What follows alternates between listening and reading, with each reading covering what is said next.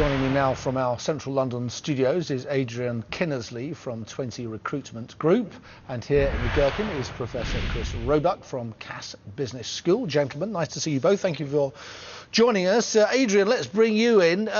We heard Roger Carr there talking about corporate governance. Isn't this the point, that the real demons here, certainly in my view, are the institutional investors, the big companies that own very large chunks of British business? They have the power to do something about corporate greed, but they never seem to. I disagree with that to a degree. A lot of the large institutional and activist shareholders are making a stand at the moment, and that is actually influencing decisions around CEOs exiting some major businesses, as is recently evidenced by the departure of the Yahoo CEO.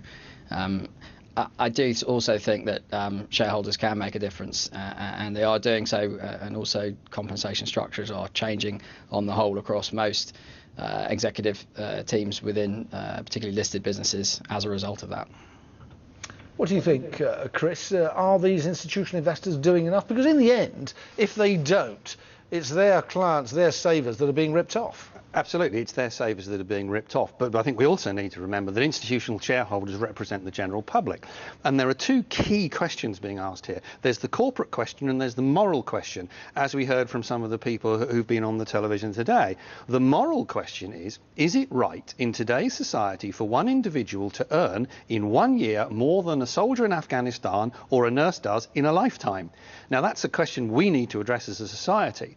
Then there's the business question, which is, have we got to the point where it's actually dawned on organisations like the CBI that they need to put their own house in order to make sure, yes, if you perform well, you do get paid well, but we can't have mediocre and low quality CEOs hanging on the coattails of the ones that are performing well purely because they can find a pay consultancy who can suggest that their pay should be increased to match. Adrian, what do you think that... that was another point Roger Carr was making, that, look, OK, the very best get top money, but aren't we seeing some jackpots pay here for some, frankly, not much more than OK success? Yes, to a degree, there are some CEOs and executives that are being overpaid. However, at the other end of the spectrum, and what the report that's causing this media storm at the moment is actually examining is the increase in pay over a period from the late 70s to date. What it's not analysing or addressing is the massive change in the scale of those businesses during that period. And in that report there, it mentioned Barclays. That's a dramatically different organisation today than it was in the late 70s. And therefore, the people at the top of it are being paid to do vastly different jobs than they were 20, 30 years ago.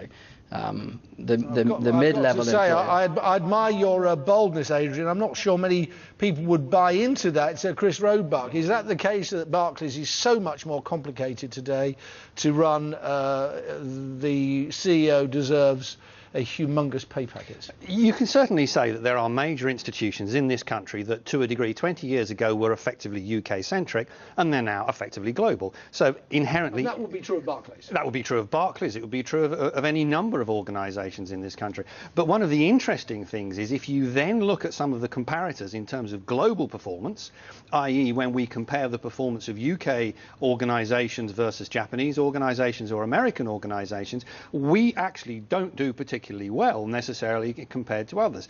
If you also look at some of the surveys in relation to the quality of leadership in organisations, there are certain surveys where actually in the top 10 in the world you don't get any British organisation, which would suggest that there may be questions about the benchmark that some of these people are measuring themselves against. Adrian, what about the other issue, and that is pay beyond the boardroom? Of course, the rules in Britain are that the directors have to disclose their pay, but in some companies, certainly sales-driven companies, the big earners are the sales directors, and we never hear what they have to say about their own salaries. Should that change? Should the rules change?